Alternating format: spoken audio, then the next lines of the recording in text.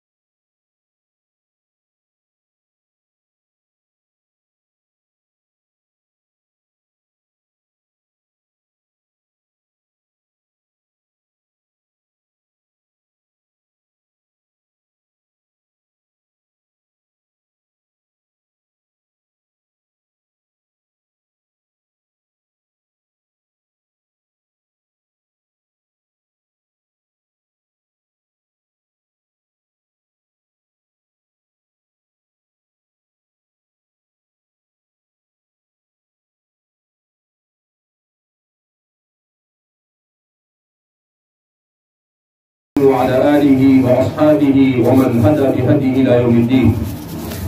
قال الله تبارك وتعالى في كتابه المجيد والفرقان الحميد: أعوذ بالله من الشيطان الرجيم، بسم الله الرحمن الرحيم، وأن المساجد لله فلا تدعوا مع الله أحدا. وقال تبارك وتعالى في مقام آخر: إنما يعمر مساجد الله من آمن بالله واليوم الآخر وأقام الصلاة وآتى الزكاة ولم يخش إلا الله فعسى أولئك أن يكونوا من المفلحين. وقال النبي صلى الله عليه وسلم: من بنى مسجدا بنى الله له بيتا في الجنة، أو كما قال صلى الله عليه وسلم. برادران اسلام، سب سے پہلے ہم رب کریم کا شکر ادا کرتے ہیں کہ رب ذوالجلال نے ہم سب کو اسلام اور ایمان جیسی عظیم نعمت سے سرفراز فرمایا. دنیا میں انسان کو جتنی بھی نعمتیں عطا کی گئی، ان نعمتوں میں سب سے بڑی نعمت ایمان ہے. اور نعمت ایمان کی حفاظت کے لیے اللہ رب العزت نے اس امت کو مسجد جیسی نعمت عطا فرمائی. مسجد یہ امت کی سب سے بڑی ضرورت ہے. مسجد یہ امت مسلمہ کے لیے ایک طرح سے اس کے روحانی مرکز کی حیثیت رکھتی ہے. قرآن کریم میں اللہ رب العزت نے اسی کے بارے میں ارشاد فرمایا. اللہ فرماتے ہیں: انما یعمر مساجد اللہ من آمن باللہ والیوم الآخر، کہ مسجد اللہ کا گھر وہی لوگ تعمیر کر ایمان رکھتے ہیں. اس سلسلے میں ہمارے مفسرین نے لکھا ہے کہ اعمار مسجد کا دو مطلب ہے. مسجد کا ایک مطلب تو یہ ہے کہ مسجد کو بنانا، اس کی تعمیر کرنا، اور دوسرا مطلب یہ ہے کہ مسجد کو آباد کرنا. مسجد کے بن جانے کے بعد اس کی آبادی، کہ اس مسجد میں 5 وقت اس علاقے کے مسلمان پابندی کے ساتھ نماز ادا کریں، یہ اس مسجد کا حق ہوتا ہے. اسی لیے ایک حدیث میں نبی کریم صلی اللہ علیہ وسلم نے ارشاد فرمایا: کہ اگر کہیں پر مسجد بنا دی جائے اور اس کے بعد اس مسجد میں لوگ نماز نہ پڑھے تو وہ مسجد اللہ سے شکایت کرتی ہے کہ اے اللہ یہ لوگ تیرے گھر کو آباد نہیں رکھتے ہیں، اے اللہ تو ان کی بستی کو ویران کر دے۔ اس لیے امت کو سب سے زیادہ ضرورت ہے کہ جہاں وہ مسجد کو بنانے کی فکر کرتی ہے وہ مسجد کی بنانے کی فکر کرنے کے ساتھ ساتھ وہ مسجد کو آباد کرنے کی فکر کرے۔ ہم یہ سمجھتے ہیں کہ یہ مسجدیں صرف نماز پڑھنے کے لیے ہیں، دیکھا جائے تو یہ مسجد اسلامی تاریخ میں سب سے اہم رول ادا کرتی تھی۔ نبی کریم صلی اللہ علیہ وسلم کے دور مسعود میں مسجد یہی یونیورسٹی اور مدرسہ اور اسکول کی خدمت انجام دیتی تھی۔ رسول اللہ صلی اللہ علیہ وسلم کے زمانے میں مدرسہ صفہ، جہاں سے حضرت ابو ہریرہ، حضرت ابو دردہ، حضرت عبداللہ بن عمر اور ان جیسے جلیل القدر صحابہ جنہوں نے بعد میں چل کر نبی کریم صلی اللہ علیہ وسلم کے فرامین کو اور پوری شریعت کو امت تک پہنچایا، وہ سب کے سب اسی مسجد سے، مسجد نبوی ہی سے تعلیم حاصل کیے ہوئے تھے۔ اسی لیے آج کہنے والوں نے بڑی اچھی بات کہی ہے کہ جس مسجد کو ہم صرف عبادت کے لیے سمجھتے ہیں، یہ مسجد مسلمانوں کو بہت سارے اجتماعی امور اور بہت ساری تعلیمات کا درس دیتی ہے۔ اس میں 4 سب سے اہم ترین درس ہے۔ سب سے پہلا درس یہ ہے کہ زندگی میں، انسان کی زندگی میں اور کسی بھی معاشرے کی زندگی میں سب سے زیادہ قیمتی اگر کوئی چیز ہے تو اس کا وقت ہے، اور مساجد میں 5 وقت کی اذان اس کی تعیین کے ساتھ ہوتی ہے، نماز اس کے وقت پر کھڑی کی جاتی ہے۔ یہ امت مسلمہ کو اس بات کا درس دیتی ہے کہ امت کے ہر فرد کو وقت کا اہتمام کرنا چاہیے، اوقات اپنے ہر کام کو اس کی پابندی کے ساتھ اس کے وقت پر انجام دینا چاہیے۔ جیسے نماز کہ فجر کی نماز ہے کہ آج کل اس کا وقت 5:30 بجے شروع ہو رہا ہے تو 6:45 بجے ختم ہو جائے گا، اس کے بعد آپ نماز پڑھیں گے تو وہ قضا ہو جائے گی، آپ کی ادا نہیں ہوگی۔ کیوں؟ اس لیے کہ آپ نے ٹائم کا انتظام نہیں کیا، اس کا لحاظ نہیں رکھا۔ تو کہا کہ ٹائم مینجمنٹ، انسان کی زندگی میں وقت کا اہتمام، یہ نماز کا اوقات ہمیں اس کا درس دیتا ہے۔ قرآن کریم میں اللہ فرماتے ہیں والعصر ان الانسان لفی خسر، اور زمانے کی قسم، اللہ نے وقت کی قسم کھائی۔ اسی لیے شیخ عبد الفتاح گودہ ہمارے اس آخری دور کے بہت بڑے فقیہ اور محدث گزرے ہیں، وہ فرماتے ہیں کہ وقت یہ انسان کی زندگی میں ایسے ہی ہے جیسے خام مال۔ کیا مطلب؟ کہ انسان اپنی فیکٹری میں اگر کپڑا بنانا چاہتا ہے تو اس کے لیے پہلے اسے مشین کا انتظام کرنا پڑتا ہے، پھر اس کے لیے اسے تاگے کا انتظام کرنا پڑتا ہے، اور اسی تاگے کو خام مال کہیں گے۔ اگر وہ نہیں ہوگا تو کپڑا نہیں بن سکتا ہے۔ اسی طریقے سے اگر وقت کا صحیح استعمال نہ ہو تو انسان کی زندگی کبھی بھی صحیح طریقے سے نہیں گزر سکتی ہے۔ تو سب سے پہلا درس جو مسلمانوں کو ان مسجدوں سے ملتا ہے وہ یہ کہ وہ اپنے وقت کو بیکار چیزوں میں ضائع نہ کرے۔ آج کے دور میں صرف امت مسلمہ کے لیے نہیں بلکہ پوری انسانیت کے لیے ہے، وہ یہ ہے کہ جہاں ہمارے ہاتھوں میں موبائل آیا ہے، اس موبائل نے ہماری زندگی سے وقت کی قیمت کو ختم کر دیا۔ ہمارا ہر نوجوان، ہمارا ہر معاشرے کا ہر فرد، چاہے مرد ہو چاہے عورت ہو، سب موبائل میں اس طور پر اپنے وقت کو ضائع کرتے ہیں۔ کوئی گیم کھیل رہا ہے، کوئی اسکور دیکھ رہا ہے، کوئی فلمیں دیکھ رہا ہے، کوئی کیا دیکھ رہا ہے، اور اپنی زندگی کو برباد کر رہے ہیں۔ جبکہ حدیث پاک میں نبی کریم صلی اللہ علیہ وسلم نے ارشاد فرمایا لا تزول قدم عبد حتى يسأل عن 4، کہ قیامت کے دن اللہ کے سامنے ہر شخص کو 4 سوال کے جواب دینے پڑیں گے۔ عن عمره فيما افنى، اپنی زندگی کو کہاں پر کھپایا، اچھے کاموں میں کھپایا یا برے کاموں میں کھپایا۔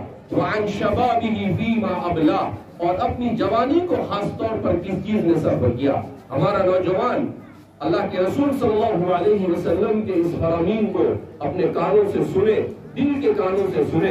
حضور فرماتے ہیں کہ پوری زندگی جس کو 65 سال عمر دی ہوگی اسے پورے 65 سال کا تو سوال ہوگا ہی، مگر خاص طور پر اس کی 15 سال سے لے کر 45 سال تک کی جو زندگی ہے، جو 30 سال ہے، جو زندگی میں شباب کے سال کہے جاتے ہیں، جو نوجوانی کے سال کہے جاتے ہیں، جس میں انسان ہر طرح سے اللہ کی طرف سے قوت سے مالا مال کیا جاتا ہے، اس کا خاص اللہ سوال کرے گا کہ تم نے اپنی جوانی کو کس چیز میں خرچ کیا۔ آج کا 21ویں صدی کا اور 15ویں صدی ہجری کا نوجوان اللہ کے سامنے کیا جواب دے گا؟ وہ یہ کہے گا دوستوں بزرگوں، جو قومیں دنیا میں ترقی کرتی ہیں وہ قومیں کبھی بھی اپنے وقت کو ضائع نہیں کرتی ہے۔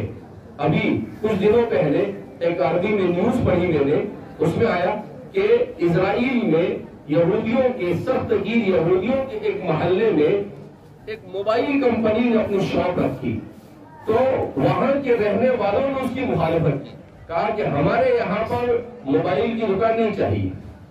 تو انہوں نے کہا کیوں، اور حکومت مظاہرہ کیا اور حکومت سے کہا کہ اس کو یہاں سے ہٹایا جائے، اس کو ہٹا دیا گیا۔ کہا کیوں؟ کہا اس لیے کہ ہم تعلیم میں اور دنیا میں نئی نئی چیزوں کو ایجاد کرنے کے لیے اپنی نسل کو تیار کر رہے ہیں، ہم موبائل کے ذریعے سے اپنی قوم کو برباد نہیں کر سکتے ہیں، لہذا ہمارے محلے میں یہ موبائل کی دکان نہیں چاہیے، اور یہ کہہ کر وہاں سے موبائل کی دکان کو ہٹا دیا گیا۔ تو ہم یہ سوچتے ہیں کہ ایک چھوٹی سی ریاست، بہت مختصر تعداد میں پائے جانے والے یہود، یہ کیوں آج دنیا میں میڈیا پر ان کا قبضہ ہے، دنیا میں سیاسی لوگوں پر ان کا قبضہ ہے؟ اس لیے کہ وہ اپنے وقت کو ایسی چیزوں میں خرچ کر رہے ہیں جس کی اس وقت انسانوں کو ضرورت ہے۔ اسی لیے آپ دیکھتے ہیں جو لوگ کاشتکاری کرتے ہیں وہ جانتے ہوں گے کہ کاشتکاری میں دنیا میں سب سے آگے کون ہے؟ اسرائیل ہے۔ وہی سب نئی نئی مشین ایجاد کرنا، نئی نئی انداز میں چیزوں کو اگانا، اس میں سب سے آگے وہ ہے۔ لہذا اس لیے ضرورت اس بات کی ہے کہ ہم اپنے وقت کو صحیح طور پر خرچ کریں۔ ہمارا 1 سیکنڈ اور 1 منٹ بھی بیکار چیزوں میں خرچ نہیں ہونا چاہیے۔ دوسرا درس جو مساجد ہمیں دیتی ہے وہ کیا دیتی ہے؟ وہ مسجد ہمیں درس دیتی ہے انتظام اور انصرام کا، کہ منظم انداز میں اپنے ہر کام کو انجام دے۔ اس لیے کہ مسجد میں ہر شخص صف میں منظم انداز میں کھڑا ہوتا ہے۔ جب وہ صف میں منظم انداز میں کھڑا ہوتا ہے تو یہ کہا جا رہا ہے کہ گویا کہ انسان اپنے ہر کام کو سسٹم کے ساتھ کرے، ہر کام کو صحیح ڈھنگ کے ساتھ کرے، اس کے اصول اور طریقے اور ضابطے کے ساتھ کرے۔ ایسا نہیں کہ جہاں جو سمجھ میں آیا کیا، کہیں بھی آج ہم لوگ ٹریفک کے اصول کو توڑتے ہیں، جہاں کہیں کچھ ضرورت پیش آئی سمجھ میں آیا اپنی گاڑی کو کھڑی کر دیتے ہیں۔ جہاں پر جن مسجدوں کے ذریعے سے اتحاد اور اتفاق پیدا کیا جاتا تھا، آج یہ صورتحال ہے کہ انہی مسجدوں کے ذریعے سے ہمارے معاشرے میں اختلاف پیدا ہو رہا ہے۔ چھوٹی چھوٹی باتوں میں مسجد میں ہم جھگڑتے ہیں، چھوٹی چھوٹی باتوں میں ہمارے درمیان مسجدوں کے اندر میں آپس میں اختلاف پیدا ہو جاتا ہے۔ میرے بھائی دوستوں بزرگوں، ہمیں اپنی مسجدوں کو اس کا صحیح کردار اور اس کا صحیح رول دینے کی ضرورت ہے۔ یہ مسجدیں اللہ رب العزت نے کیوں بنوائی ہے؟ اللہ کے رسول صلی اللہ علیہ وسلم پر جس کتاب کا نزول ہوا اس میں اللہ نے صاف کہا وَأَنَّ الْمَسَاجِدَ لِلَّهِ، کہ مسجدیں اللہ کے لیے ہے، یعنی اللہ کا ذکر کرنے کے لیے ہے۔ ان مسجدوں کے اندر اللہ کا ذکر کیا جائے، تو اس لیے سب سے زیادہ ہمیں اپنے مسجدوں کے رول کو اہم ادا کرنے کی ضرورت ہے۔